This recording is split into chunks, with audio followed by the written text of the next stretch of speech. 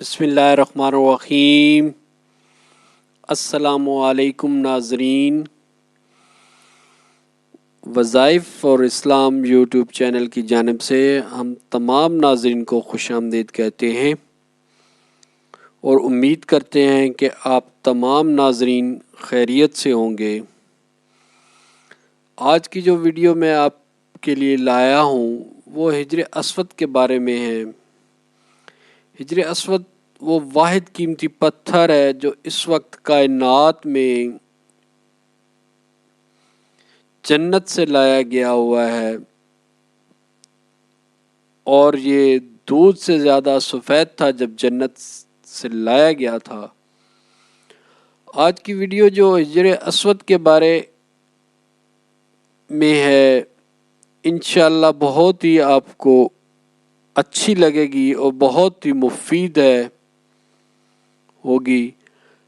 अगर आप ये तमाम मालूमात हिज्र अस्वद के बारे में हासिल करना चाहते हैं तो इस वीडियो को एंड तक ज़रूर देखिएगा ताकि आप ये मालूमात दूसरे लोगों तक भी शेयर कर सकें। अगर आपने अब तक हमारा चैनल वज़ाइफ़ और इस्लाम सब्सक्राइब नहीं किया तो कर लें। आज की वीडियो जो कि हम हिज्र अस्वद के बारे में हज़ूर पाक सल्लल्लाहु अलैहि वसल्लम के अरशादात के मुताबिक इस पे बात करेंगे कि हिज्र अस्वद की क्या स्टोरी है। चलते हैं वीडियो की तरफ। हिज्र अस्वद वो कीमती पत्थर है जो जन्नत में लाया गया है। ये दुनिया में ये वाहिद पत्थर है जो जन्नत में लाया गया है और शायद जन्नत से लाई जाने वाली ये वाहिद चीज़ ही है जो कि इस वक्त दुनिया में मौजूद है। हुज़ूर पाक सल्लल्लाहु अलैहि वसल्लम का इरशाद गिरामी है कि जो गर्मी के दिनों में काबा का 7 बार तवाफ़ करता है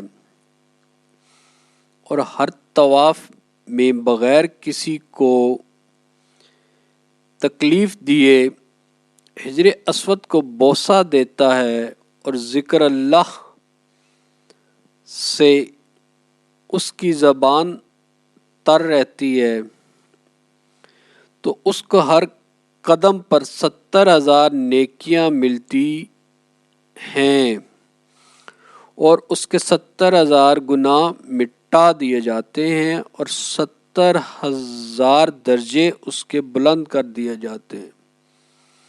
जज़ाकल्लाह। हिज्र अस्वद चूमने वालों के हक में गवाही देगा। हज़ूर पाक सल्लल्लाहु अलैहि वसल्लम का एक और इरशाद मुबारक है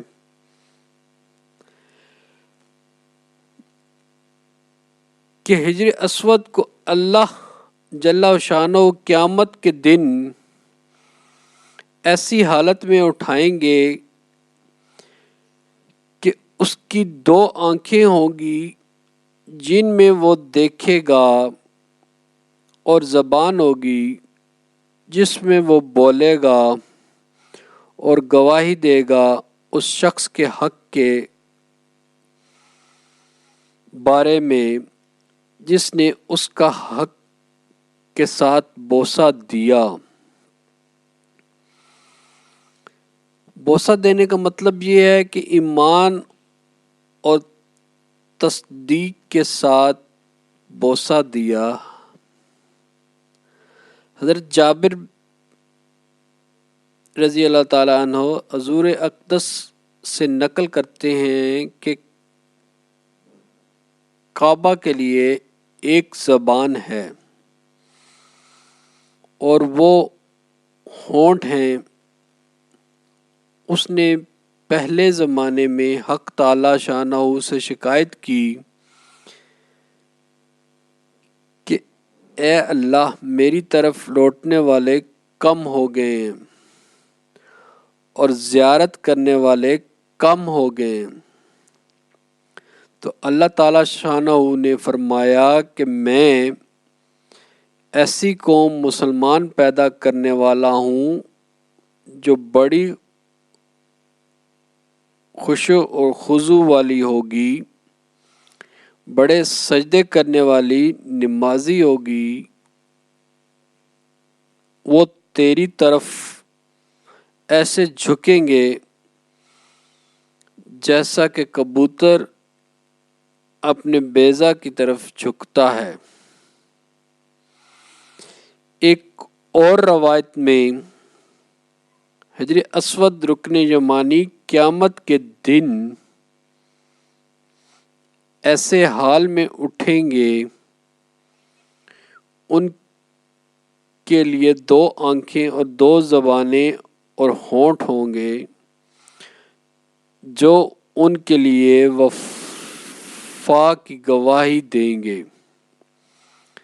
جنہوں نے اس کو بوسہ دیا ہوگا، یعنی اس بات کی گواہی دیں گے کہ ان بوسہ دینے والوں نے اقرار پورا کر دیا۔ حضور پاک صلی اللہ علیہ وآلہ وسلم کا ارشاد گرامی ہے، حجر اسود جب جنت سے دنیا میں اترا تو وہ دودھ کی طرح سفید تھا اور آدمیوں کی خطاؤں نے اس کو کالا کر دیا۔ آدمیوں کی خطاؤں نے اس کو کالا کر دیا۔ حضرت ابن عباس رضی اللہ تعالی سے روایت ہے کہ حضور پاک صلی اللہ علیہ وآلہ وسلم نے فرمایا کہ حجر اسود جنت سے اترا ہے، دودھ سے بھی زیادہ سفید تھا، آدم کے گناہوں نے اس کو کالا کر دیا، اس کو سیاہ کر دیا۔ ایک اور حدیث میں ہے، حجر اسود اور مقام ابراہیم جنت کے یاقوتوں میں سے ہیں، اگر مشرکین اس کو چھوتے ہیں تو جو بھی بیمار خواہ کیسی ہی بیماری ہوتی ہے اس کو چھوتا ہے تو تندرست ہو جاتا ہے۔ مطلب کہ حجر اسود کو چھونے سے جو بھی بیماری ہوتی ہے وہ حجر اسود کے چھونے سے ہمیشہ ہمیشہ کے لیے ختم ہو جاتی ہے۔ ایک اور روایت میں حضور پاک صلی اللہ علیہ وسلم نے فرمایا، حجر اسود جنت کے یاقوتوں میں سے ایک سفید یاقوت ہے، مشرکین کے گناہوں نے اس کو سیاہ کر دیا، قیامت کے دن احد کی مثل اٹھایا جائے گا اور گواہی دے گا اپنے استلام کرنے والے کے حق میں اور اس شخص کے حق میں جس نے اس کا بوسہ لیا، اور اہل دنیا میں جس نے اس کا بوسہ لیا، اہل دنیا میں یہ اس کے بارے میں حجر اسود جو پتھر ہے وہ گواہی دے گا۔ ایک اور حدیث میں ہے کہ حجر اسود جنت کے پتھروں میں سے ایک پتھر ہے، اگر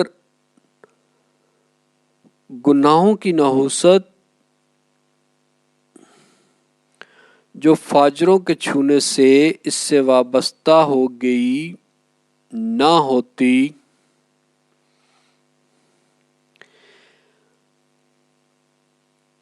جو اندھا، کوڑی یا کسی اور مرض کا بیمار اس کو چھوتا تو وہ تندرست ہو جاتا۔ بیماری سے شفا۔ ایک حدیث میں ہے، حجر اسود کے پتھروں میں سے ایک ایسا پتھر ہے جو بے حد سفید تھا، اگر مشرکین کی نجس ہاتھ نہ لگتے تو بیمار خواہ بیماری کیسی خطرناک کیوں نہ ہو، اس سے چھوتا تو شفا یاب ہو جاتا۔ حجر اسود کی اس قدر فضائل ہیں اور اس قدر اس کی برکتیں ہیں کہ سبحان اللہ، ہر وقت اس کی عبادت ہو رہی ہے، ہر وقت اس کے استلام ہو رہا ہے، ہر وقت اس کا چوما جا رہا ہے۔ اور حضور پاک کا یہ پسندیدہ عمل جو کہ وہ حج کے دوران بھی کرتے تھے، اور ہم تمام مسلمان حج اور عمرے کے دوران اس کا کرنا، حضور پاک کی سنت پہ عمل کرنا ہم مسلمانوں پر فرض ہے۔ اللہ تعالی ہم سب کو آسانیاں بانٹنے کی توفیق دے اور ہماری زندگی میں آسانیاں دے۔ امید کرتا ہوں کہ آج کی ویڈیو آپ کو پسند آئی ہوگی۔ اگر آپ کو آج کی ویڈیو پسند آئی ہو تو لائک اور شیئر کرنا ضرور کیجیے گا۔ انشاءاللہ